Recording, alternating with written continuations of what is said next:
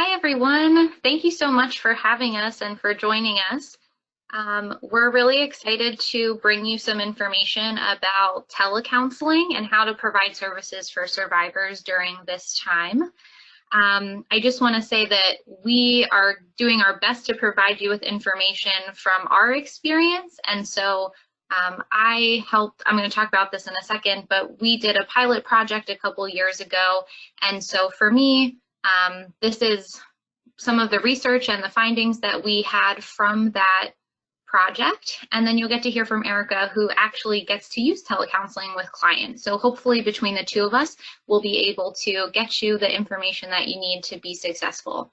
And so our goal is really to learn how to effectively and confidentially provide telecounseling services for survivors during a pandemic and any other time. So like Maria said, there are some handouts for you to download, and we'll get to some of those later in our time together. So I know that we already had a brief introduction, but I'm Jackie Strohm. I use she and her pronouns. I am the Prevention and Resource Coordinator at the Pennsylvania Coalition Against Rape. I've been there for a couple years. I mostly spend my time working on prevention and managing the RPE grant. But a couple years ago, when I first started at PCAR, I got to help coordinate the telecounseling project. So just in case you're not familiar with PCAR, we were the first sexual assault coalition in the US starting in 1975. And we get to support victim service agencies like Victim Services that Erika is going to talk about in just a second.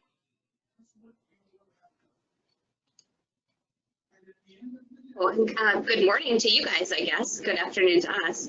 I am Erika Brosig. I'm the clinical director at Victim Services, and we are a sexual assault and other violent crimes agency in Pennsylvania. We cover 2 counties that are mostly rural, slightly suburban as well.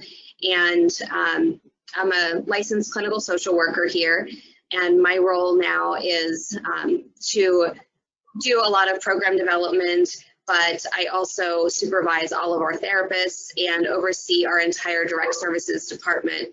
So again, as Jackie said a few years ago, when we first had this idea come up and then went through with the project, this has kind of been a long road and a very dear project, I think, to all of our hearts, and we get to use this frequently. So this has been a nice transition for us.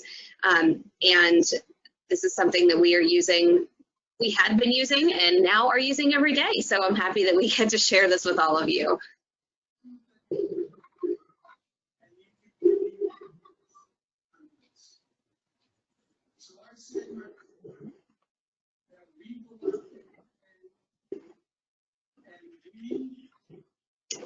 Great, sorry about that. I had to find my unmute.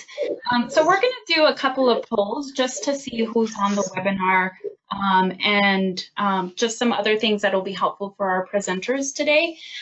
So if you could select one, which applies most to you, if you're a community-based advocate, if you're a systems-based advocate, if you're a therapist or a counselor, if you're in the medical field, including our safe, sane FNEs, or other. If you choose other, which I do see that about 2% of folks have selected other, if you could type that into the chat box for us, that'll be really helpful. So I see that about 70% of folks have participated. I'm going to keep this open for just a little while longer, just to give everyone an opportunity to answer.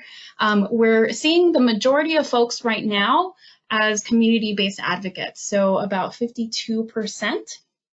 And we have 32% therapists and counselors. So that's shifting a little bit, not too much. It looks like that's the majority of folks who are joining us. And people who are typing into our questions chat box, we have state coalition staff, we have sane advocates, we have therapists, counselors, other coalitions. We have a lot of coalitions joining us. Thank you for being here. Coordinators of community well-being.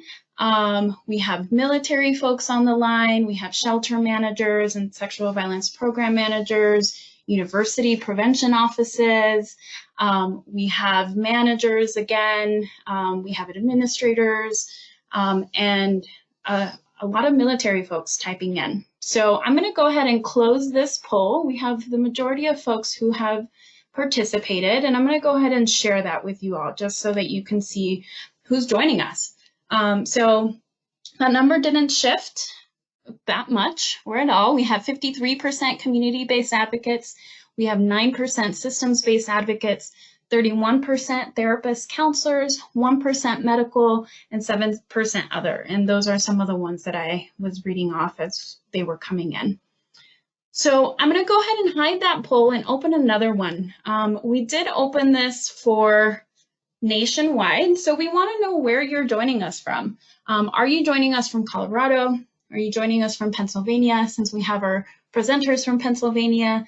Or are you joining us from another state? If you choose other, please type in your state into the questions chat box. So we have about 24% from Colorado, 28% from Pennsylvania, and 49% from other, 50%, and that's moving really quickly. So we have California, we have Arizona, we have Wisconsin, we have Washington State, quite a few from Arizona coming in, and California. We have Texas, New York, we have Central Florida, more Washington State, North Carolina, we have Utah, we have Illinois, Ohio, Florida again, Louisiana, Virginia, we have DC, Kentucky, New Jersey, Mississippi. It looks like we have a pretty great representation from all around the nation. So Vermont, let's see, Alabama, a lot of Texas, a lot of Arizona, a lot of Florida, Massachusetts, Michigan, New Mexico, right? So like I said, I think we do have quite a bit of folks from around the nation. I'm going to go ahead and close that poll. I'm going to share that with you all again so that you can see who's joining us. 23% Colorado, 25% Pennsylvania, so about 50% from our co-hosting states. And then we have about 52% from other states, and those are the ones that, that I've read. And like I mentioned, it looks like we have people from everywhere. So thank you all for joining us today from wherever it is that you're joining us from all the states. So we have one final poll. We want to know if you work primarily with children or adults. And we've broken that out: children under 14, children over 14, and adults. And that's going to be really important for our presenters, and they have some notes about that as they continue their presentation. About half of you have voted. It looks like the majority of folks are working with adults, over 80% at this point. We have 7% working with children under 14 and 10% working with children over 14. So I'm going to keep that open. I see some things coming into the questions chat box where some folks work with both or all of the ages, mostly 10 and up. So yeah, we have a lot of folks on the chat box saying that they work with people of all ages. So thank you for sharing that information. Someone mentioned they work with folks as young as 3. Someone mentioned that their particular role is with K through 12, but the organization serves all ages. So again, that's kind of all over the place too in terms of working with everyone. So I'm going to go ahead and close that poll. We have the majority of folks who have shared. I'm going to share, we have 80% working with adults, 10% with children under 14, 11% with children over 14, and then all the folks who have let us know that they work with both. So at this point, I'm going to go ahead and turn it back over to our presenters. Great, thanks. Those polls were really helpful for us to get a better sense of who's joining us today, and it's so exciting that there's so many people from all over the country. So we're going to do our best to tell you about telecounseling. So telecounseling, as you can see from this slide here, really offers counseling and support services using interactive video conferencing via the internet. And so I feel like I've heard the words telecounseling and telehealth interchanged, or that they're interchangeable. And for our sake, we're going to stick to telecounseling since that's the main type of service that we're providing. But folks use telehealth and telecounseling in a bunch of different sectors in our country. So nursing homes use it. You might be most familiar, I know I am, about rural hospitals using it for forensic exams. Schools might use it, residential treatment programs, correctional facilities, military and veterans. And it sounds like, based on where we're at in the world right now, most people are using some form of telecounseling to provide services for survivors, and also using video conferencing to connect with family and friends during this time that we're social distancing. So I'm sure a lot of you are familiar with it, but today we're going to talk about some of the best practices for it. So we really feel like telecounseling is a tool that can help improve access and continuity of care for survivors. And when we started our telecounseling project, we really wanted to try and reduce travel costs and also provide alternative options for clients who have scheduling challenges or unable to make it to an appointment for whatever reasons. And so ideally, you would be able to discuss telecounseling in advance with clients so that if something came up, like in probably in Pennsylvania and Colorado, we have some snow days, and we might need to, schools are shut down, and so parents might have to stay home, but they still want to keep their counseling session with you. And so that's when you could potentially use telecounseling as an option. Or during other unprecedented times like a pandemic right now. We do say that telecounseling should not be used for emergencies. We really want you to use telecounseling for scheduled sessions only. So if a client needs to talk to you outside of a scheduled session, we really recommend that they call your hotline or they call 911 depending on what the issue is. We don't want you to have to, in the middle of the night, turn on your video camera and talk to people. It's really meant to be more for the ongoing counseling and support services that you offer like you would face-to-face.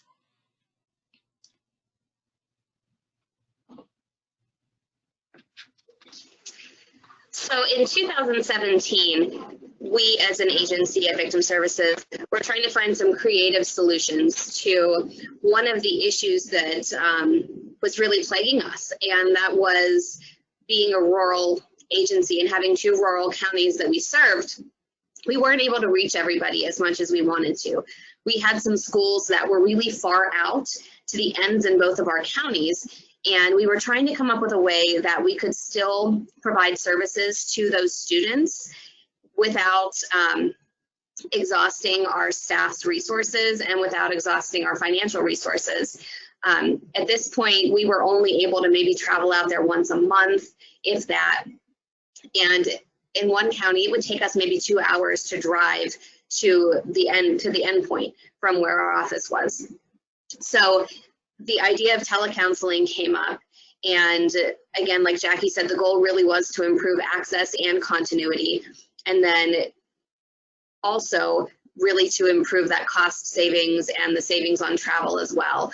And we also thought that this could be useful with universities for students who were going home to a different part of the state on break. We have several universities in our counties that would have been really helpful, not only whenever they were on break just during the school year, but also during the summer, because you have 3 months that they're going home.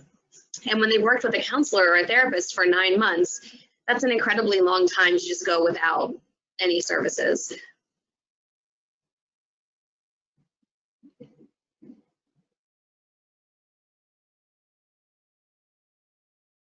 So during the pilot project, we were able to work with 5 victim service agencies, and we really tried to have a wide range of organizations to try this out with. So we wanted some rural programs, some urban programs, and some suburban programs.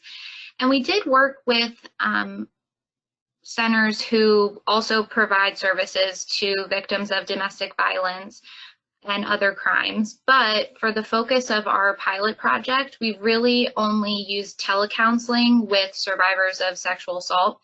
And I understand that there can be a lot of overlap, but that would have been their primary reason for seeking services, would have been for sexual abuse or assault.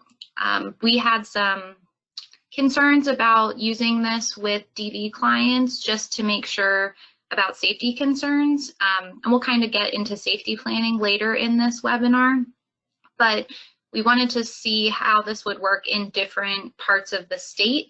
And so you can see that we had 5 of them. And so victim services in Cambria and Somerset counties was more rural and suburban. Network of victim assistance in Bucks County, they were more suburban. Haven of Tioga County was rural. Victims Resource Center was more urban and suburban. And then we had WAR in Philadelphia, which was very urban. So we just wanted to see what would happen if we tried this in a couple different places in the state. And so the project lasted for 1 year, and we were working with a researcher at a university in Cambria County, where Erika is located, to try and collect this data with the goal of being able to publish something about how well this could work with survivors of abuse and trauma. And unfortunately, we tried our hardest to collect as much data as we could, and clients had the opportunity to participate in both trying telecounseling, and then they had the opportunity to participate in collecting of the data. And I don't think anyone participated in telecounseling that didn't agree to collect data, but the issue was that when we offered telecounseling, the majority declined. So we unfortunately don't have a ton of data to work with. Clients were overall ambivalent to try it. They didn't see what the point was when they could just come into the office like they normally would. But then we also had some folks who didn't have access to technology, or they didn't have the internet that they needed and the bandwidth to actually utilize telecounseling. So our goal was to get 5 clients from each center to try it, but we only ended up having a handful who wanted to try it, and one agency actually couldn't get anybody to try it. We used so many different kinds of marketing strategies. We were putting things in the paper. We ran Facebook advertisements. There were signs up at the center, and we had the counselors asking clients directly if they wanted to use it. We've reflected on some of that and thinking about putting ads on Facebook. If people don't have technology already, it's going to be more challenging for them to know about the services. So we learned a lot just from this process. But one of the things that we did learn from the clients who completed some of our satisfaction surveys was that they actually were satisfied using telecounseling. And so half of the clients said they were satisfied, or they were as satisfied with their telecounseling session as they were compared to an in-person visit, and 21% were more satisfied. And then 72% said that they definitely would be willing to try telecounseling again. We had different results from the counselor side. They were not as satisfied. They were overall less satisfied compared to in-person sessions, and about 66% of them said that the technology really restricted their use of nonverbal counseling techniques. And I'm not a counselor, so Erika can speak to that more, but we had a lot of issues with the technology platform that we used, which we're not recommending using here on out. And so it was because they had to download programs and have really specific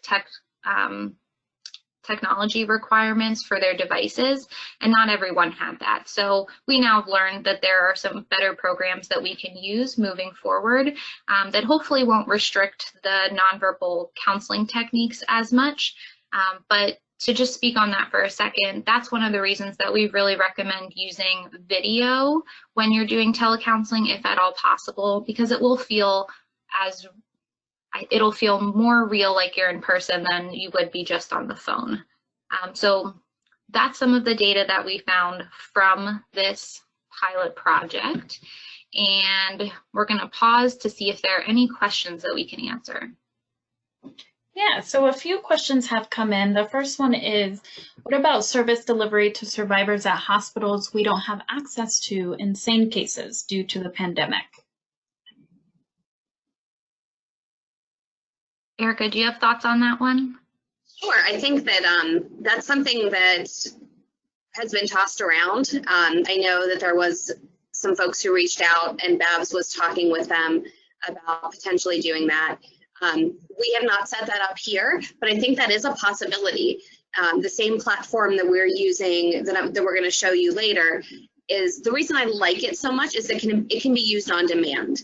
The one that we used initially could not. So if you have a client that called in and not necessarily in an emergent situation, but who wanted to have an appointment and you were available, there was a lot of steps you had to take. You had to schedule an appointment, you had to send it to them, there was a confirmation, there was a lot of things you had to do to get that rolling.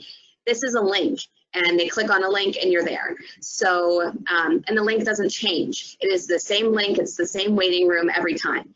So it's really a nice way to set this up. And so it could be used in that setting. If you had the technology, if you had a laptop with a webcam in the room, then absolutely. If you had an advocate on the other end and a laptop in the room, then it's a perfect setup to be able to do that this way. Great, and along those lines, I know you're going to mention it later, Erika. What platform was originally used? Oh gosh, Jackie. It was called eVisit. Mm-hmm. Yeah, so it was definitely set up for medical providers, and they were very willing to work with us, and they were very helpful, but it was definitely set up for medical providers. And so there was a lot of questions that they wanted survivors to answer. There were a lot of things that, again, the survivor had to set up an account. There were, again, we learned a lot. And so we don't recommend using any platforms like that. Great. Another question that came in was, were they doing telecounseling with the same counselors who were already working with them? Yes. Yeah, and I think that likely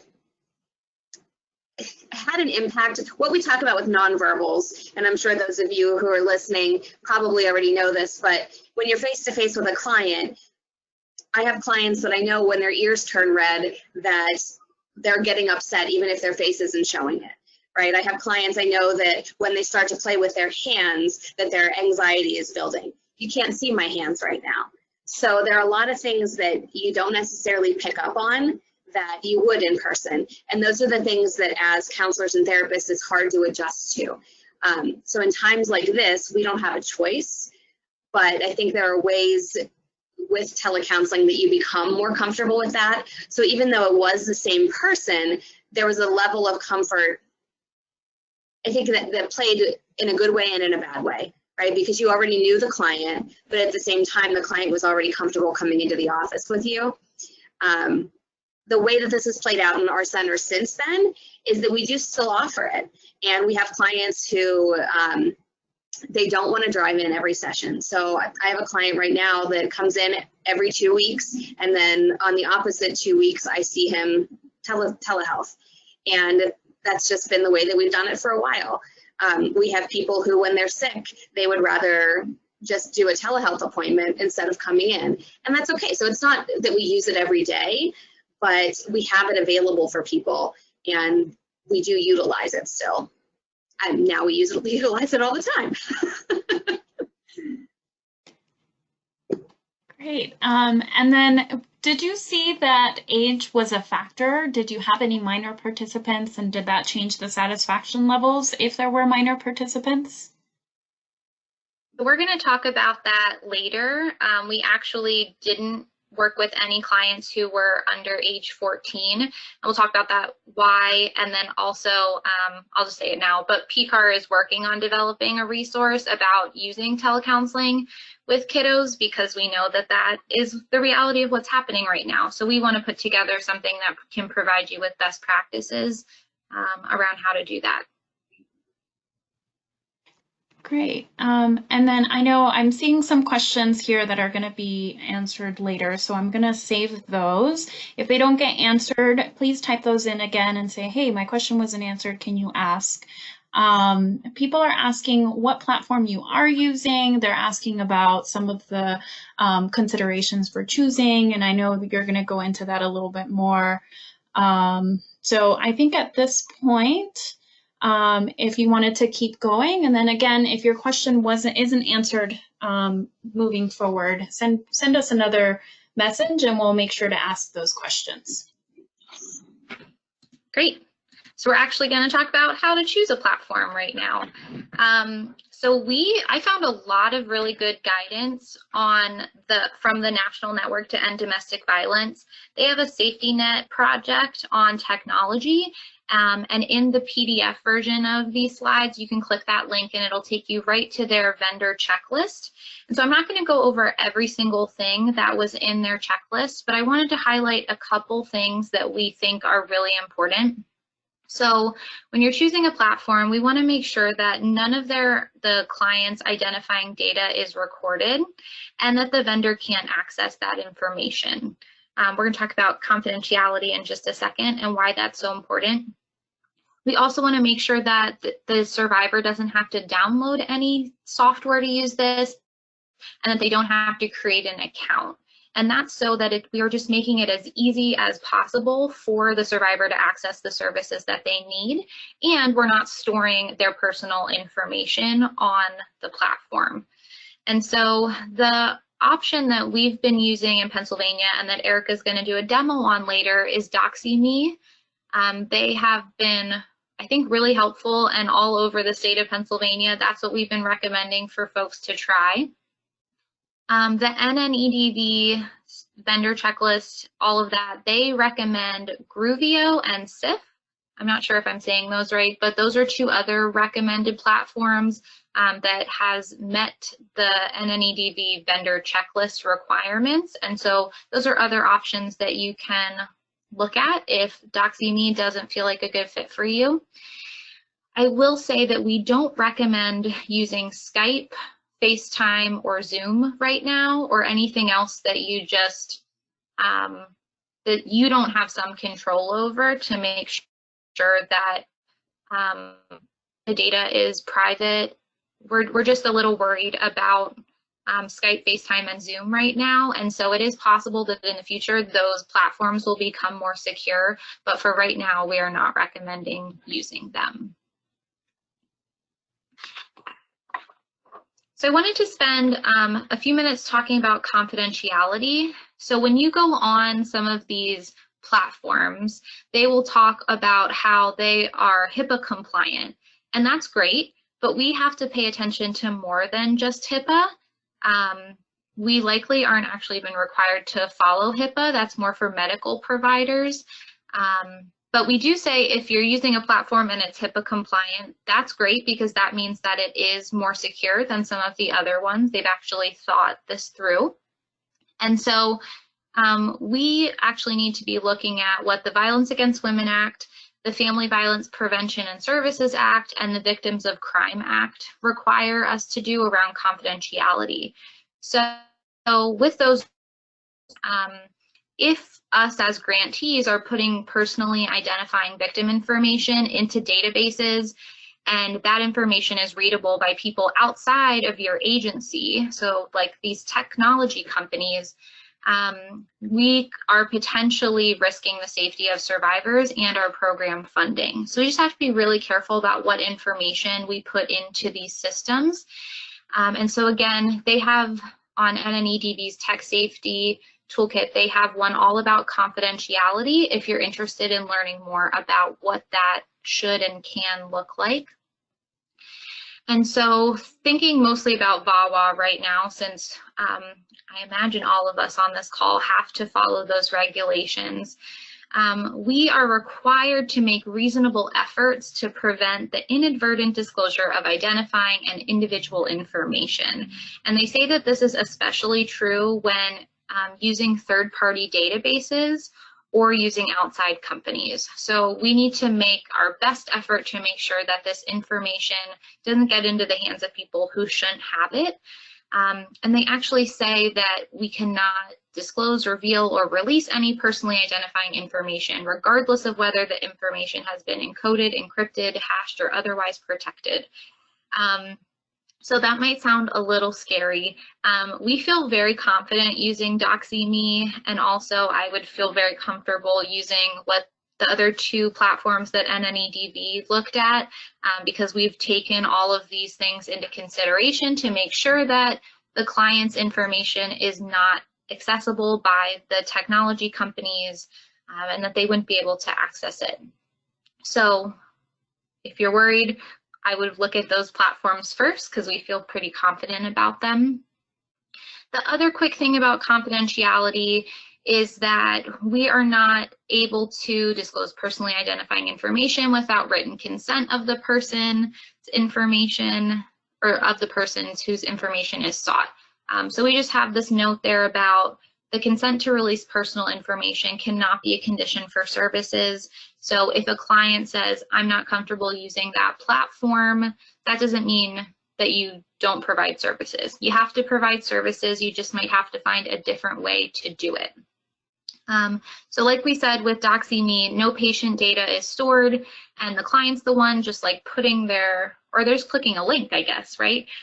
So we don't have to worry about that information being shared. And we're going to talk in a little bit about having clients sign a release to telecounseling, where you would explain the risks if there would be a breach in security. And so we're trying to cover all of our bases to make sure that the clients you're working with are comfortable using the technology that you're suggesting. Okay, we'll pause for questions again here. Anything about confidentiality or choosing a platform? Lots and lots of questions, very similar questions, some about like those privacy and confidentiality issues, thinking about, someone said, can you explain specifically why you don't recommend Zoom? And then asking about whether, if you can talk a little bit about Skype, if you can talk about some of those. I think someone asked about Google Voice. Can you talk a little bit about the concerns you have for those platforms? I'm going to do my best. I can tell you, when we originally researched this, we put a ton of work into it, and all of the platforms all of the resources we consulted all said to not use them based on privacy concerns, that they're more easily hackable, or that they are more susceptible to being, I don't know, like breaches in security. And I know with Zoom and Skype, usually the person has to have an account, and so there would be some like documentation that lives somewhere that says that these people, like you had this communication, and so I think there's just some concerns about that. I can say that Zoom does have a HIPAA compliant medical platform. It's pretty costly. I want to say it's like $200 a month. And so I know some people that are really comfortable with Zoom and really like Zoom have wanted to try the Zoom platform for telecounseling. Erika, do you have anything to add? No, I was actually just going to add that I know Zoom does have a HIPAA compliant component, but that the regular Zoom we use Zoom for meetings. I use it for supervision frequently, but that regular Zoom is not HIPAA compliant. And so I think the fact that they say that that's not HIPAA compliant tells you that there are some issues with that platform. And I know that people have relaxed guidelines, right? So HIPAA guidelines have been relaxed around the country so that providers can use other types of telehealth, but that doesn't necessarily mean that for us, VAWA and STOP and VOCA and the other family I can't remember what the letters. PIPSA, yeah. Right, that those have been relaxed. So I think that we just always have a little bit more stringent regulations to think about with our clients. And so it's really important that we are always on top of that. Great. So those questions are still coming in about the security of those. I'm going to go ahead and compile those and send them your way for after, for folks who are still having very specific questions about that. Some folks are wondering about if you can share some strategies they can use when discussing these considerations regarding using systems like Zoom to organizational leaders.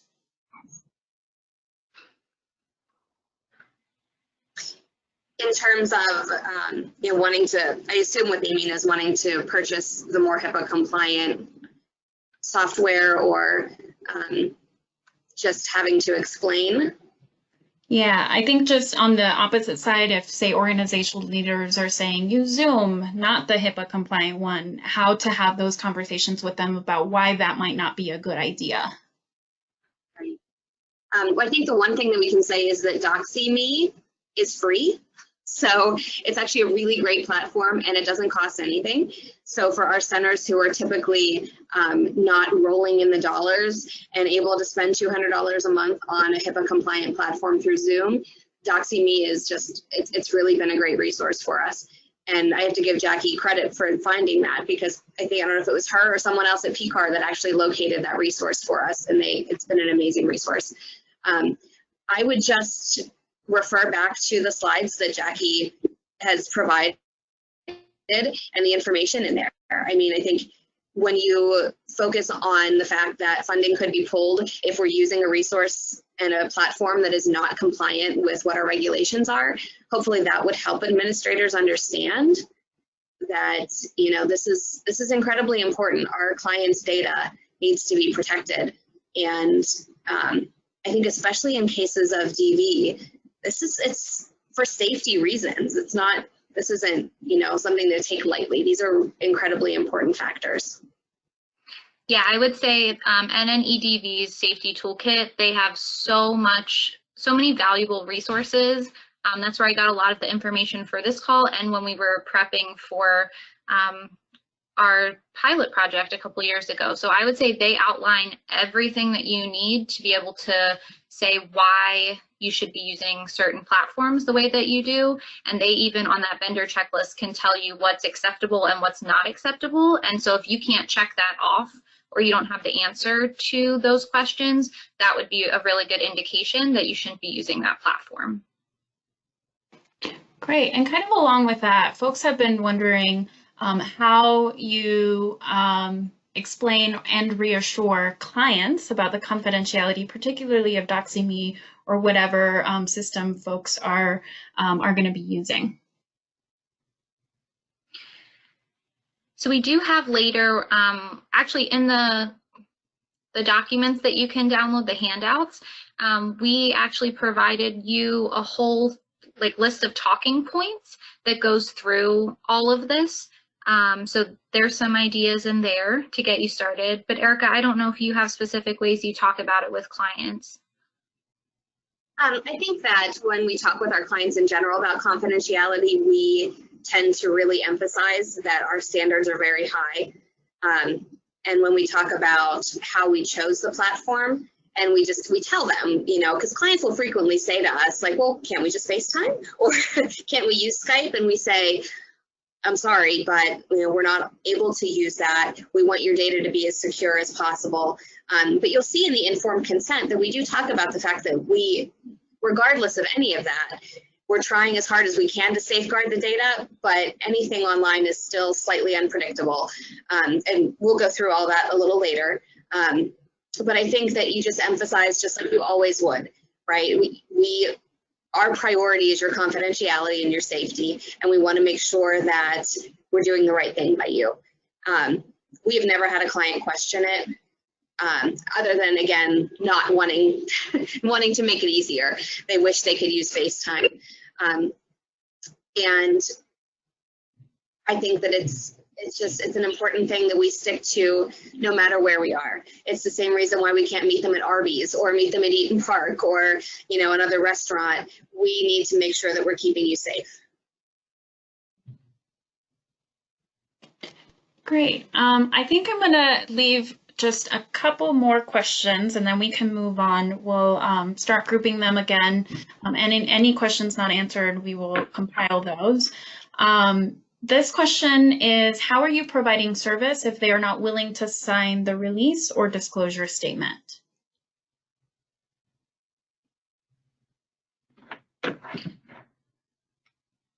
I would say if they're not willing to sign it, then we have to come up with an alternative. And so if that means that they're not comfortable using the technology around video conferencing, that the phone works, we can go back to some of the old school ways that it used to be done. And then that way we're not having to worry about as many security concerns, I guess, depending on their situation though. Yeah, that's exactly what we've done. We have offered the video conferencing, the telehealth, and then if folks are not comfortable with that, we've just stuck with the phone. Great. And then this other question that I think we'll leave for last for this section, can you explain a little bit more about why you were not necessarily covered by HIPAA? So it's my understanding that HIPAA is more for medical providers. It really depends on your services that you provide. You would know if you're covered under HIPAA or not. So I would say I honestly am not an expert on what that is, so I'm not going to try to answer that right now. We could definitely do it as a follow-up question, and I can get you more specific information. But HIPAA is about protecting health information, and so doctors' offices, dentists, all of that have to really follow that. But we're a different kind of service, and so I don't believe that HIPAA often applies to us. And for our center in particular, we have a different service that we offer. We offer licensed therapy. And so in that case, we are covered by HIPAA for that particular service. But our counselors and advocates and our standard services would not necessarily fall under HIPAA. So I'm not sure if that makes sense or not, but so we have sort of two categories of service at our center.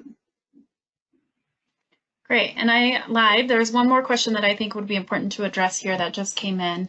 Kind of similar, two of them that came in. What if they are unable to sign the release and consent form, as is the case during this pandemic for new clients? And with that, are verbal consents okay until a written consent can be filled out? So if you wait like a little bit, we're going to talk about how to get those informed consent signs formed or signed during this time when we can't be in person together. So we'll cover that. Perfect. Thanks. So we'll hold some of those other questions. Keep typing them in. If you typed in questions from the first one or from this one that you don't see answered for the remainder of the webinar, please type those in again and we'll make sure to get those addressed. Okay. So moving on, we want to talk about some best practices and considerations when using telecounseling. So again, the idea of having a client have to put in their personal information, we really don't want them to have to do that. But if you are using a platform that requires that, we can have them just put in their first name, maybe first name, last initial, or if they're really concerned, they can use an alias. You just have to agree on what that is so you know who you're talking to. But we can be creative about how we choose to share personal information. When we're talking about the age of clients, I said before that we really recommend using telecounseling for clients ages 14 and above, just because, at least in our state, that's when they can consent to services themselves. However, we know that with everything going on, you're going to have to be trying this out with kids. And so PCAR is working on a resource to be able to send out to you hopefully soon about how to work with kids, because there are specific considerations that we need to think about because it's different than working with teens and adults. When we're thinking about having the call, we don't want it to be recorded. So You should not be recording the call for any reason, and you should inform the survivor not to record either. And so I think that's also one of the reasons, like with Zoom, you can record it, like both of you have access to do that, but some of the other platforms, they wouldn't allow you to record it, so it's something that you don't have to worry about to begin with. When we're thinking about the devices that we're using to do telecounseling, so best practice is that advocates and counselors are not using their personal devices to communicate with survivors. We'd really want you to be using agency devices because hopefully your tech team has installed security features on your agency devices to make sure that that information is being protected. But we want to acknowledge that during this time right now, staff are having to use their personal laptops because there's just not enough agency laptops for everyone, and that's the only option we have right now. So just be really mindful if you are using a personal device, especially if it's something that's shared with family members or your kids have access to it, that we're really doing our best to protect all the data that's on there and making sure that we're keeping it as secure as possible. Another consideration is about using telecounseling across state lines. And so it's actually illegal for licensed professionals like LCSWs or LPCs to practice when a client is in another state if you don't have advance permission from the licensing board of that state. And so the laws are pretty unclear if unlicensed counseling professionals are able to do so. And so like Erika was talking about, she has some folks at her center who are licensed and provide therapy, but then she also has some advocates and counselors who are not licensed, and they're providing more of the short-term supportive services and counseling. And so we just say best practices don't cross state lines, and that's really due to mandated reporting laws and sexual assault counselor confidentiality statutes that really vary state to state. And so overall, it's not in a client's best interest to receive services while they're in another state. So Erika talked about having like university students that you're working with. We want to make sure that you can still give them services, but they have to be in the same state that they were receiving them in before. So we just have to be careful about that. And if they are in another state, we want to get them connected with a local resource there because of all the different laws that vary from state to state. We also need to be thinking about technology. And so we talked about before that when we did our pilot project, not everyone had the devices that they need or they had the internet bandwidth to make sure that this was possible. And so it just might not be the best option for everyone, and we might need to just be using the phone, and that's going to be okay too. We do want to make sure that we have a technology backup plan because if the technology stops working mid-session, we want to have something in place and ready to go. So we say that it can be really helpful to make sure you have the client's phone number written down and close by, and we want to confirm that it's okay to call the number if you lose connection.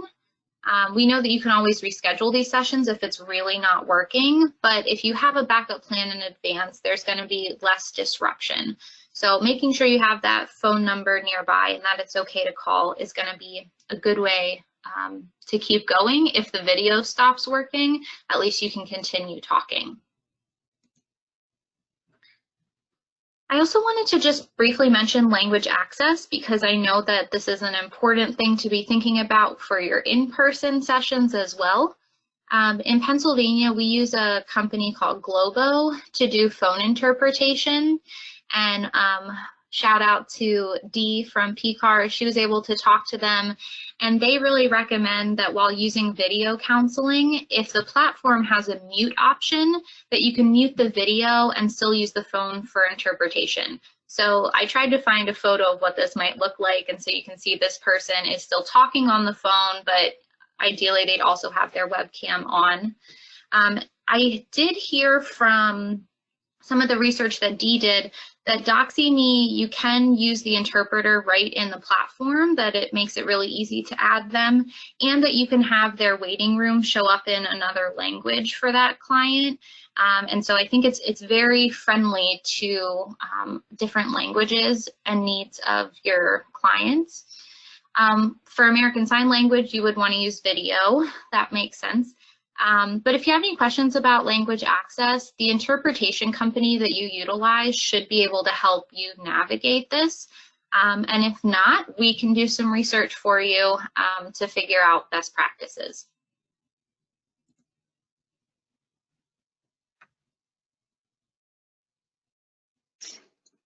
Okay, so safety planning.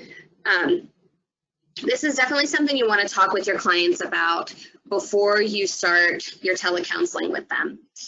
There's a lot of things to consider, and number one is, what are you going to do if the survivor has to end the call abruptly? What is that plan going to be? So like Jackie talked about, if the technology ends the call, you need to make sure that you have their phone number and make sure you have permission to call that number. So you want to do the same thing here. Make sure that you have a plan in place. If you're working with someone who might be in danger in some way, then you need to figure out what that plan is going to look like. If clients are worried about partners or family members sitting in the room with them and maybe being off camera so that you can't see them, it's a really good idea to get a code phrase put into place so that they can inform you somehow in a way that is not necessarily known to the people in the room. This is something that unfortunately can happen with the people that we're working with. So we want to make sure that we give them a discreet way to let us know that they might not be in a private environment for our session. We also have to think about our own environment, which we're going to talk more about later. But especially during this time, my 2 kids are running around outside the door. They've tried to come in here several times already. So we need to plan ahead for that. If somebody comes into our room, how are we going to handle that? And ideally, that's not going to happen, right? I have my door locked. This actually happened when I was doing a supervision call at the office a few days ago before we left. And my executive director walked in. And he just didn't even realize that I was on a call. So how are we going to handle that, right? What are we going to do? We're going to let the client know that we're going to pause the session to maintain confidentiality. We're going to do something to uphold our standards, right? And we're going to ask that other person to leave. So we want to let them know what's going to happen in advance so that they don't panic if all of a sudden our screen goes blank and we go quiet. We also want to talk about life-threatening emergencies, just like we would if they're coming into our offices. And we do that every time we have a client come in for the first time. If something life-threatening occurs, I'm going to have to call an ambulance, and they're going to understand that, you know, I was seeing you here. We need to get some information from the client. We need to find out where they're at so that we can pass that along to 911 when we call. And so again, we're going to talk about this in a little bit, but one of the pieces of information you always want to get from your client is, where are you located right now? So that if something does happen, we can call 911. We can say, I was on the phone or I was on a video call with this person and they are now unconscious. I need you to go help them. If we notice a client is self-harming, or if they become suicidal, or they give some sort of indication that they're going to hurt themselves, again, we need to follow the same protocol that we always do. Act like we're face-to-face with them. We need to contact crisis or whatever the protocol is in your state or your agency so that you can get the appropriate help for that person that they need. And the informed consent that is attached to those documents that Jackie's going to go over in a little bit also explains that our agency or your agency is governed by the laws of our states. And that covers counseling, mandated reporting, it covers duty to warn, and it covers confidentiality. And I think it's also really important that we talk with our clients about what they need to have for safety in their own environment. So we need to encourage them to have a private space. Some people may not even think about that, especially I think our teenagers. They may think that it's okay to have friends over when they're in session with us. So I think it's important to prepare people ahead of time and just have that conversation that says, you know, you might want to find a spot in your house where there's nobody else around. You might want to have headphones in so that we can have a conversation just like we do when we're in my office. And make sure that they understand what they need to do to keep that confidentiality there as well.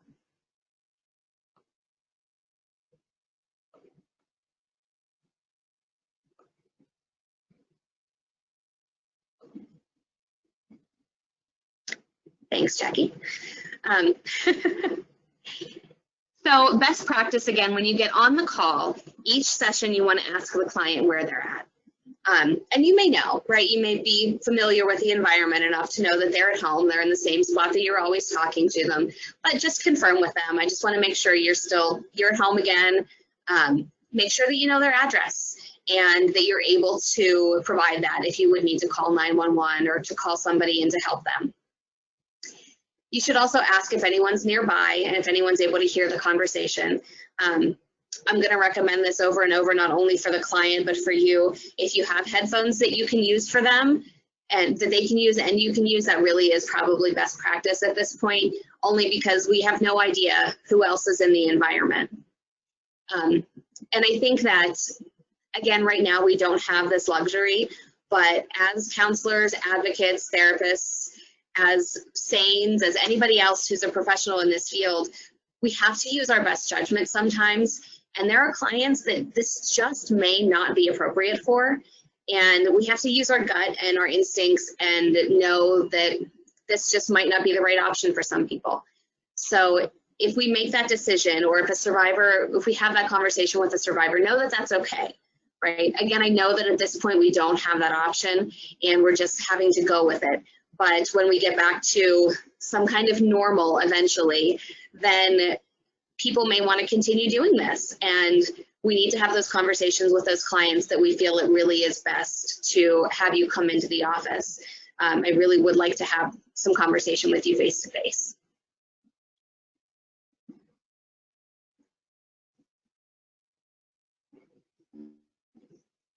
All right, are there some questions for us?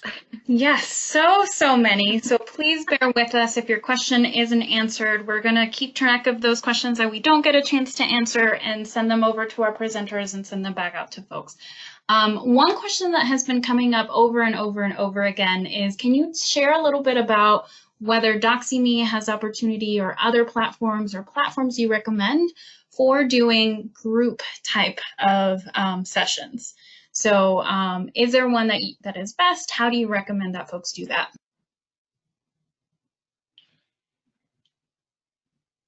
So I think that one of the Groovio or SIF, I forget which one, I think they have the option to do group chats, group calling, however you want to call it.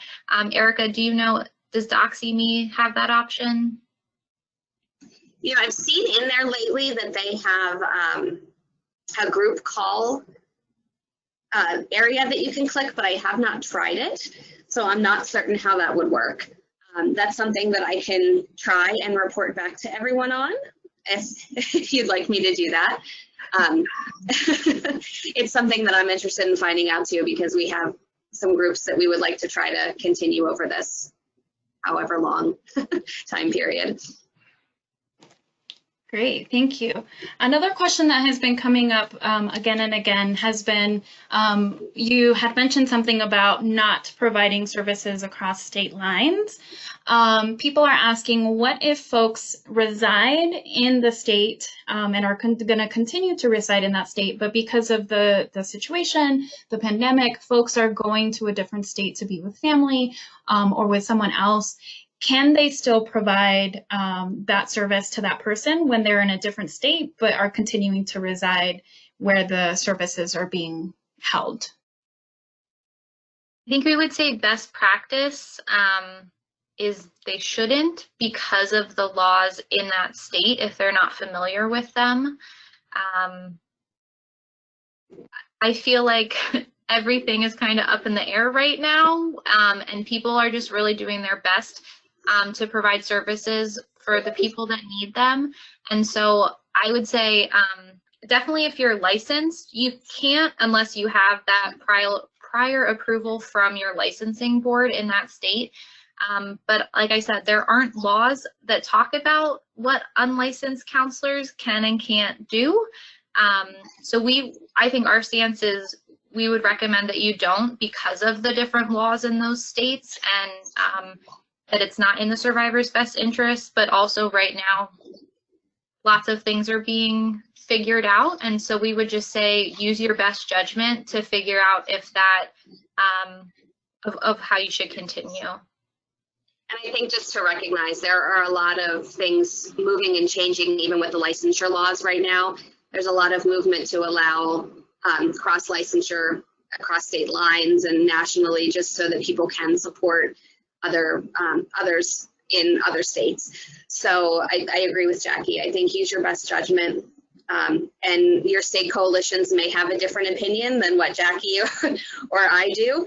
So you may want to reach out to them individually. Obviously, Jackie can speak for PCAR and Maria can speak for Colorado, but I think that you need to look at what your state licensing board is doing if you're licensed, and look at what your state coalition says, because we need to take care of our clients, but we also need to, as folks who are licensed, we need to make sure that we're practicing within the bounds that's going to allow us to keep our licenses. And we need to make sure that we're practicing within the realm that our state coalitions are allowing us to do too, as well as keeping our survivors safe and well taken care of. Great. So another question about safety confidentiality. Do these platforms have an easy escape button for victims of DV and not be recorded in the browser history to safeguard them from the abuser? Or are there other tips, other things to think about for particularly victims of domestic violence? That I don't know about. I'm not sure about that either. We may be able to take a peek at that whenever we are checking Doxy out in just a few minutes. But I'm not sure about the browser history. Do you know, did they say anything about that, Jackie, in the, my goodness, in the checklist? Yeah, in the checklist. Yeah, I can't remember, but that's definitely a good thing for us to follow up on, and we can check that for you. Great. Someone is asking about the platform. So particularly, I think DoxyMe, does it allow you to record or take pictures, particularly if a client takes a picture of them? And are there any thoughts around that in terms of privacy and confidentiality, both ways, both for the survivor and for the counselor or advocate? So Doxy does have the option, I think, to take a snapshot of the screen. I think it's very important to have those conversations with your client, and I'm not sure if it's in the informed consent, but it might be something that you could put in the informed consent if it's not already in there, that it's not appropriate to take photos of the screen for their own safety, but also for our privacy, that it's just not really, hey, I'm talking to my therapist on Instagram or my counselor. But I think that that's something that you would need to talk individually with your client about as well. Great. Kind of along those lines, can you discuss ensuring confidentiality if advocates or therapists, counselors are working from home, and any particular thoughts that you have on that? That's actually something we're going to talk about in a little bit. Perfect. So we'll hold on to that question. Another really great question that came in is when thinking about clients who are incarcerated, do you have any thoughts about how to manage providing services to survivors who are in that situation? This has been a tough one for us. We have talked with a lot of our folks who are in the state correctional facilities, in the administration there, and we've tried, I think this was even part of our conversation in 2017, to try to get this implemented so that we could use it with folks who are incarcerated, and it did not pan out there. I'm even having an issue right now. I had a referral for someone who is in a halfway house, and they don't allow cameras in there. They don't have access to their smartphones. The only time they're allowed in their counselor's office is when their counselor is there.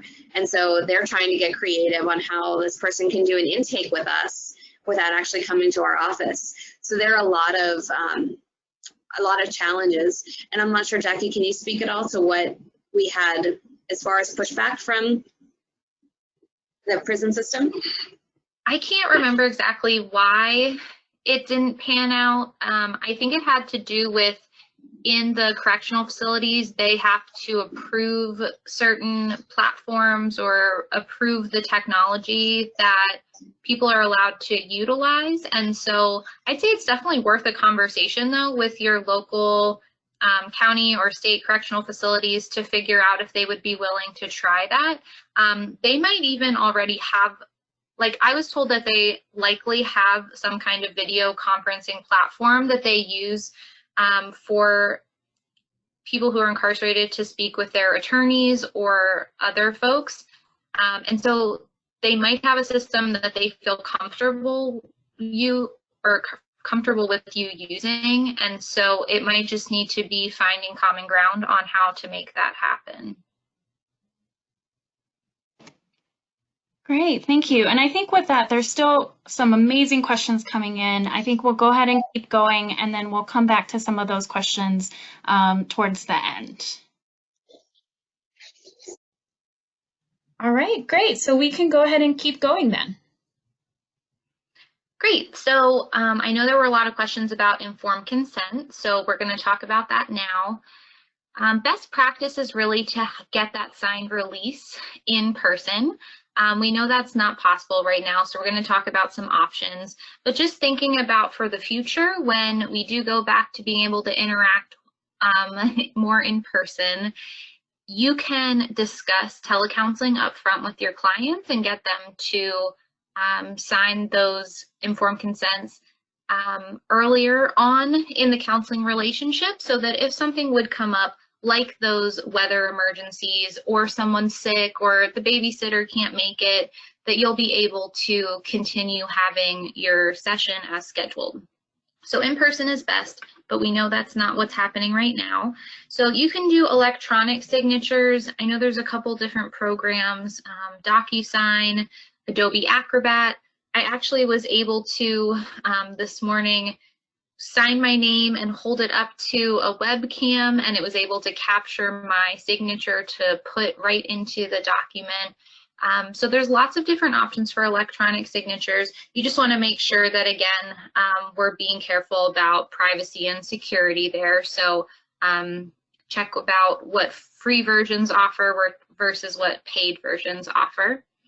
And then another option would be to email or fax or scan the informed consent page to the client to review. And if you don't have any concerns about their safety around email or computer privacy, you can have the client send it right back to you, either signing the form themselves and sending it back, or if they need to, because they don't have a printer or something like that, the client can reply to the email just in the body of the message indicating their consent. We're just trying to have a paper trail to make sure that they're agreeing to what they said they wanted to do. And so if you can't obtain written permission, the client can provide verbal permission. So you could do this over the phone, but you would want to document it in their file with the time and date of when this took place, so that you have something to come back to in case there were any questions about it. And if we are having folks do this electronic signatures or verbal consent, we just want to make sure we can confirm with them that they consented to doing all of this at the top of every session, because it's always good to practice consent.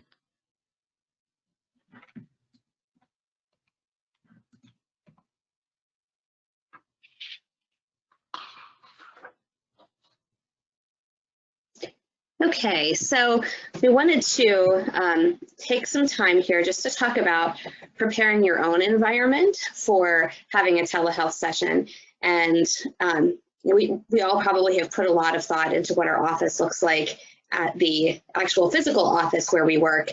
And you want to make sure that you put a little bit of time thinking about what your telehealth office is going to look like as well.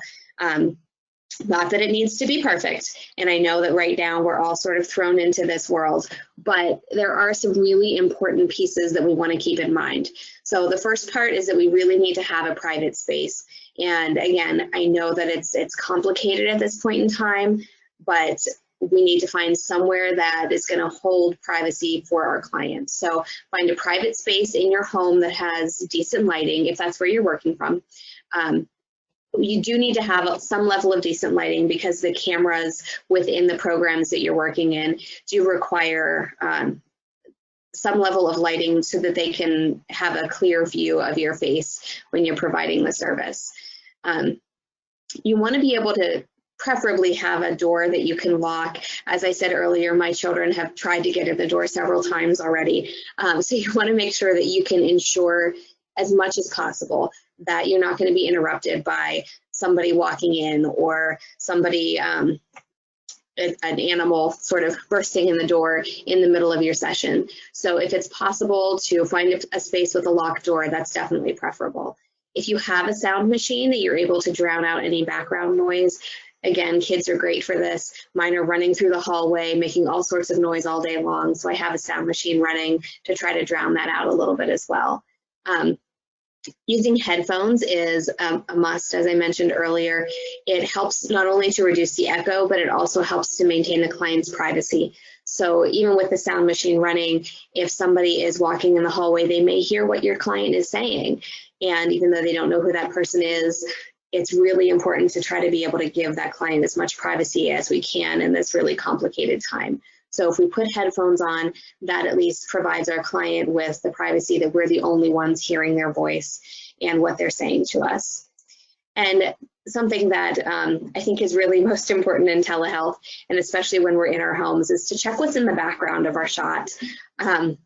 I saw some people posting on Facebook. I'm in several online therapist groups on Facebook, and there was a great post from a guy who said he didn't realize what was in the background, and he had just a whole bunch of stuff and just some really not inappropriate things, but things that you really wouldn't want your clients to be seeing.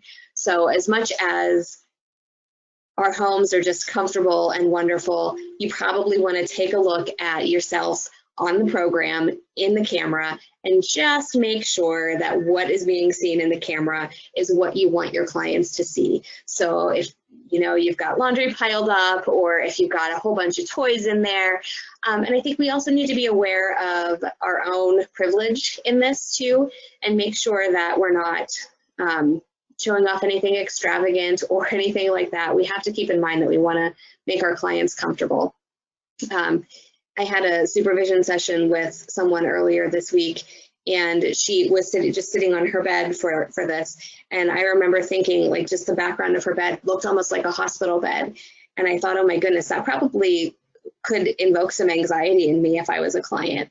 So just little things like that, just to try to reassess, maybe put a bookshelf there or a picture. This is literally the corner of my bedroom, and I hung a picture here just to try to make it somewhat appealing to the eye. So little things that you can do to try to make the environment a little bit more appealing. So just to summarize, went back too far. I went too far, there we go. So you want to make sure that you're getting consent from your client, get it signed in whatever way you can, and have a conversation with them. Make sure that you're talking about the risks and the benefits, everything we talked about before, and also that handout that we provided with all those talking points. And make sure that you're doing the safety planning that we talked about earlier.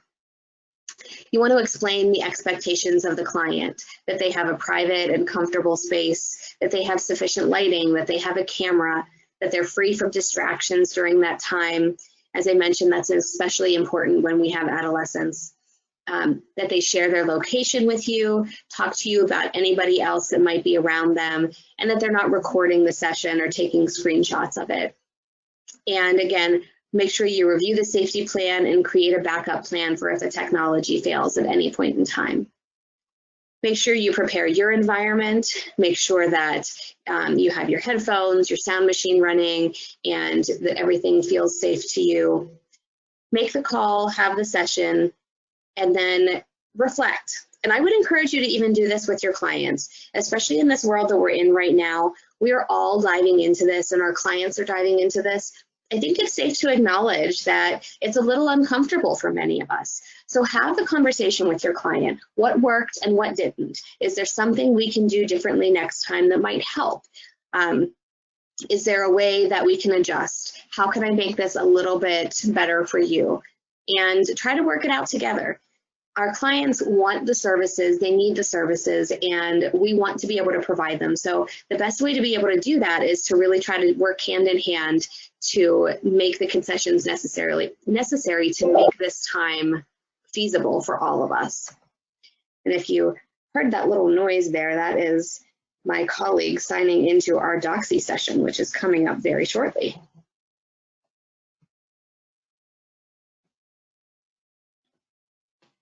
Great. So we have had. Did we have some questions? We do. So we had some questions come in, particularly around some of the stuff that you mentioned in this last part about consent. The first one is, do you need to obtain parental consent for students 17 years and younger to do telecounseling? And that's something that has come up quite a bit from folks on the line. So I think that that's an important question, and that's really probably going to vary state to state. For us in Pennsylvania, our laws are that anyone 14 and over can sign for consent for themselves for mental health treatment, and that's what we follow in our practice. Jackie, I don't know if you want to speak to that a little more. I would just say that it's important, if you're not sure, just check with your coalition or check with your state licensing boards to just make sure that you're following all the right protocols for that. Great. Thank you for that. Another question, again, related a little bit to those HIPAA compliances, the confidentiality. Someone mentioned that in Pennsylvania, particularly, that they've been informed that licensed professions will be waived for HIPAA currently due to the COVID-19 crisis. Does this also cover those providing counseling services who are not licensed or are working towards licensure, such as advocates, support counselors, NCC, NCE, etc.? So I think we tried to address this a little bit earlier, noting that it's definitely changing right now based on what's going on. And so from state to state, it's going to be different. And so you'll just want to make sure that you can check in and keep following the news and those licensing boards to figure out what's allowable and what's not.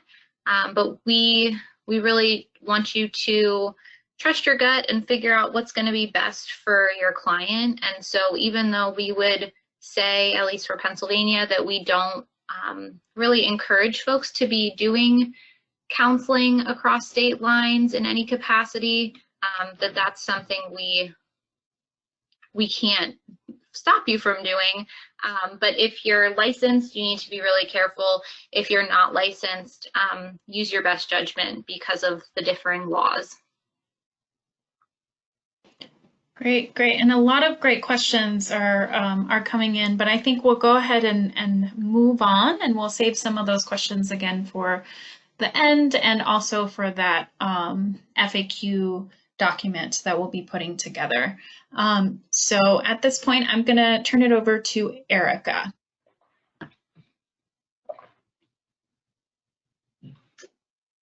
Okay. So are you seeing my screen? Yes, we see it. All right, perfect. So the screen that you're seeing now is what clients would see if they were signing in to Doxy. So I wanted to show you that before we actually sign in under my name so that you could see a little bit about what's happening just on the client end. So what the clients are going to see is actually just this. They only have to enter their name, and they only need internet access. They don't need to download an app. They don't need anything else. And they can actually enter a fake name here. They can just enter a bunch of X's if they want to. The Doxy is going to take a little screenshot of them just to show you who is present as soon as you click on, but that goes away. It doesn't actually save it to an account or anything like that. So this is what the person needs. They can do this on a smartphone as well, so it does not have to be actually on a desktop or a Chromebook or anything. Okay, and I'm going to move over to my dashboard. So I'm signed in right now. And it's very easy to make an account. You can actually create your own web link. So mine is just Victim Services EB. And we are going to find Stephanie here and see.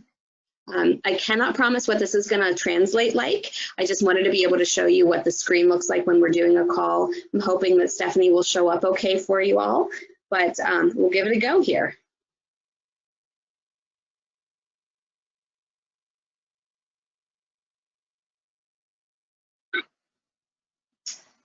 Uh-oh, let's try the other one here.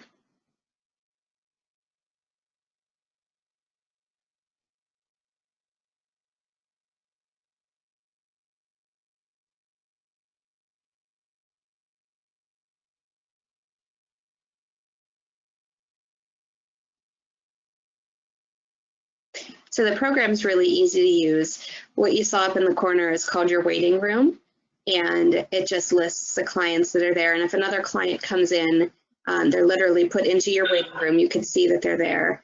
Let me have her log out and log back in just to see if we can get that to work a little better. And I will do the same.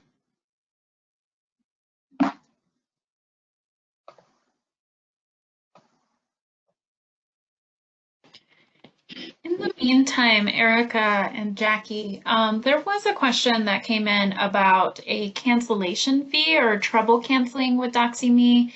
They said they couldn't find it on the website, and it's a question that their agency has before committing to the $35 professional fee. And then additionally with that, can more than one provider use one account, or does each person have to have their own? There's Stephanie.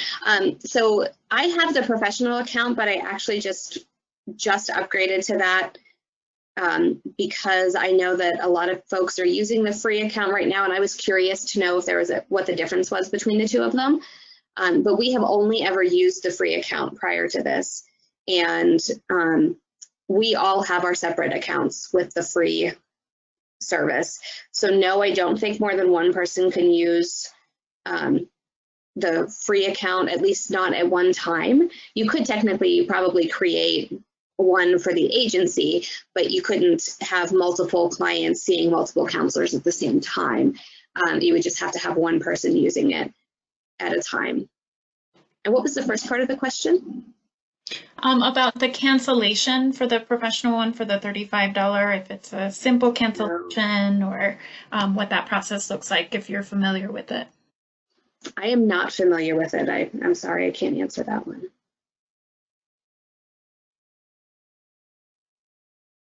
I can let you know when I go to cancel it in a little while, though. That would be great, yes. There's Stephanie. Hi, Steph. So are you guys able to see her and hear her okay? Yes, we can see her. Can you say something, Steph? Nope, I don't know if you're able to hear her. You can't hear her? Okay. Okay. But, well, at any rate, this is what DoxyMe looks like whenever you have a client in the room. And you do have the ability to screen share, at least in the Pro version, and to transfer files. And there is a group call function in this one as well. And you can mute yourself, you can turn off the camera, and the client can also do the same. And it's very simple to use. It was, I'm assuming, simple on Steph's end as well. And I like it just because it's a simple link that we have to click, the simple link that they have to click, and it always remains the same. So unlike some other platforms where the link is changing every time you have a meeting, this is a very simple and easy to remember, you know, Victim Services EB is my link, and that's all they need to do is click that link the same time, and they are good to go. So thank you so much, Steph, for being our guinea pig this afternoon. Thank you, bye. And then just to hang up, you click the red button and you're done. And then there's also, I'll show you just quickly, let me figure out how to log out here.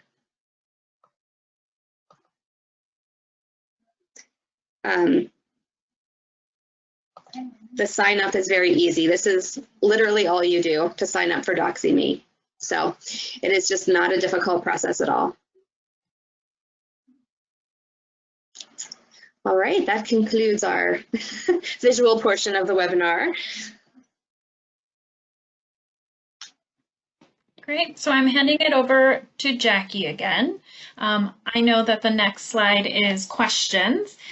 So there were some questions. You did kind of touch on this a little bit in terms of there was some file sharing that could be done. Do you have any thoughts on sharing documents or activities with clients? Do you email those beforehand? Do you prefer to do that through DoxyMe? If you could talk a little bit about that. We, I think, do a little bit of both. Screen sharing is great so that you can actually go through documents or go through materials with clients. You just pull them up just like we did on your screen, and you're able to actually go down and review things with them. The actual files, if you want to share them, I would recommend doing that via email, and then you and the client can review it that way. Again, this is sort of an unprecedented time. That's not something that we have done frequently in the past, but make sure that that email address is a confidential one that they're comfortable with, and that would probably be my recommendation. I'm not sure if you have a different opinion, Jackie, or if that's where you would go with that as well. Yeah, I think as long as you have consent from the client that this is a safe way to contact me, that's always the questions we want to be asking, however we are able to contact them. Great, thank you. Another question that has come up is, so you had mentioned earlier that you chose not to complete this program with DV survivors due to safety in their home. Have there been situations with safety concerns with your SA survivors that you had to address or felt that telecounseling may not be appropriate? They mentioned that their center is currently having trouble in cases where clients live in a home with teens or survivors are living with unsupportive or concerning parents or partners or even perpetrators. And during a time like this, it's hard to feel as though they are in a safe space to complete a session. So if you could share some thoughts around that. Again, you talked about safety planning, but more specifically on what goes into the decision of being able to do telecounseling. Yeah, I think there's definitely safety concerns when it comes to SA survivors that we have to address as well. And that's a huge one. We actually have a case right now that's similar where we have a teen who is at home and it's just not a safe situation. And so we've had to get a little more creative. The staff working with her is trying to find some non-traditional hours to be able to provide support just during this time, because she is not a person that we would ordinarily feel it would be comfortable or safe to provide telehealth services for. That's one of those things that, once we're through this situation, you really have to weigh the pros and cons and whether or not this is the right decision for your client. So not only safety concerns, meaning, is this person someone who might self-harm, or is this person someone who is maybe just not in a position where they're stable enough to be someone via telehealth, someone I just really want to put in front of me. I need to be able to see them every week. But also, is there a place where they're going to be safe enough to be able to have this? An option with teens sometimes can be if they are available at school, if there's a guidance counselor that can give them an office, if there's even a teacher who might have a space during the day, during their prep period that student trusts. So there are ways to get creative with it. And, you know, we're used to doing that anyway. So I think with telehealth, we just have to expand that creativity a little bit more outside the box and talk with that survivor about what's going to work for them. Great. And I think at this time you had already answered this other question that came in that I was going to ask. So I'm going to go ahead and skip that. And we have a few more questions that we'll save for the end if you wanted to keep going. Sure. I think really the last thing that we wanted to share is that telecounseling is one way to continue providing services to survivors, but there could be others that we haven't thought of yet for right now. This seems to be the most common and best way to continue providing that continuity of care and access to services for survivors. So whether that's using video conferencing or over the phone, we're really recommending that telecounseling is the way to go right now. But know that it is a temporary fix during this time, and it shouldn't be, we shouldn't default to always using telecounseling services whenever we're able to get back to operating business as usual. And so for the agencies that didn't already have telecounseling policies in place before the pandemic, we really want you to take time and reassess after it's over to see if telecounseling is something you want to continue. But it definitely shouldn't replace in-person counseling indefinitely. And so I think Erika had some great examples at the beginning of the webinar about how she uses this with clients who just can't always drive as far, or things come up when they're sick and they want to use it. So having policies in place in advance can really help help you be set up in case we need to do something like this in the future.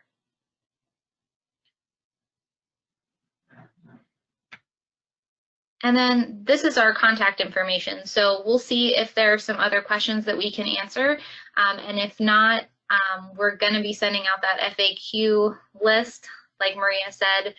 But if other things come up that we weren't able to answer there, you think of it later, you can always send us an email.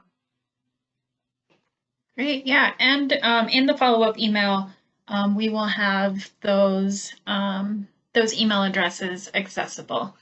So we do have a couple of questions that I think will be important for us to answer before we wrap up. The first question is kind of just more generally, what are your thoughts about using telehealth counseling for intake sessions? I think that obviously right now that's something that we're doing. It is not ideal, obviously, and I think, like Jackie said, this is a temporary solution right now, and we are trying to make the best of it. So that's actually a conversation I was just having with some of our staff yesterday, is sort of how to do an intake via telehealth, because it's not typical, it's not what we're used to. But right now, what choice do we have? So I would say that right now, absolutely, this is how we have to do it. And I do think that it's actually better than just doing a phone call, because we are able to see the person, we are able to get a little bit of information. I do think that you get some valuable info just from being on telecounseling with somebody. You likely get to see their house, you get to see a little bit about how they interact with their family possibly, so you can get some really good insight. But once we get back to normal, it's probably not the best way to do an intake, and I think we can all acknowledge that. What we have typically done at our center is have people come in for the intake, and then if we need to do telecounseling sessions, then that's a follow-up. But that's personal opinion, and Jackie probably I think has the same thought that I do with that, but other people may feel differently. I know that there are practices that exist completely online.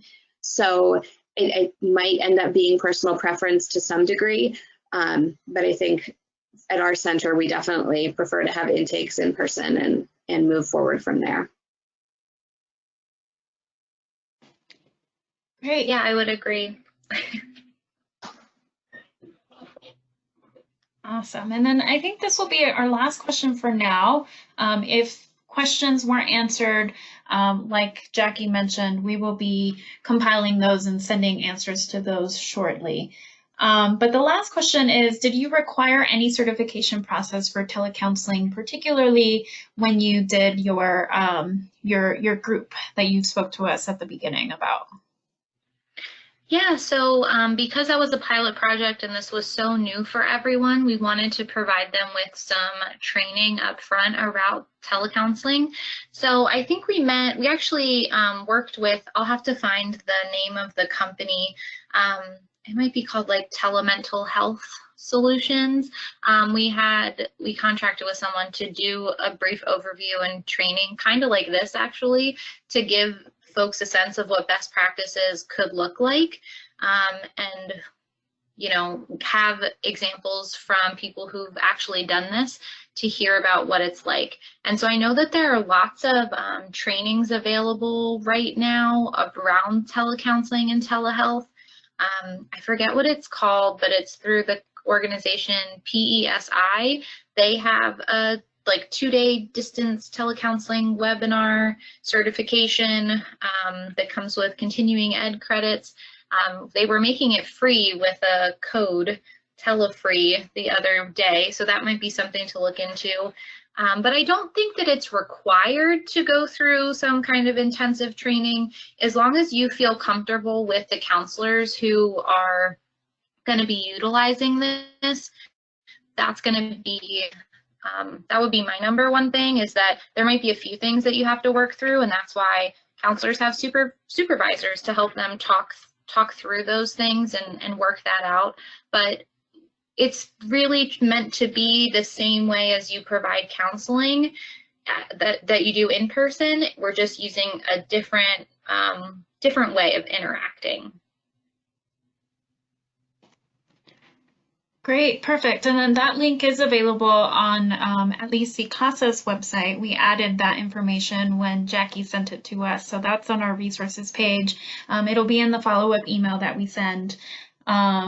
So at this point, I just want to say thank you both for providing this very valuable information in a very important time with this pandemic that we're in. And so thank you both for taking the time out of your, I'm sure, very busy schedules to provide this webinar and this information for folks.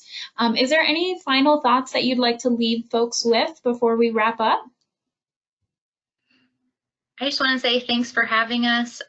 We're all in this together, and we're going to keep figuring it out together. So stay tuned from all of the coalitions, I think, to have more information coming your way about how to figure things out during this time. I agree. I just want to echo that. Thank you so much for inviting us to do this and for being with us today. And don't be afraid to jump in with this stuff. It really is a work in progress, and just talk with your clients.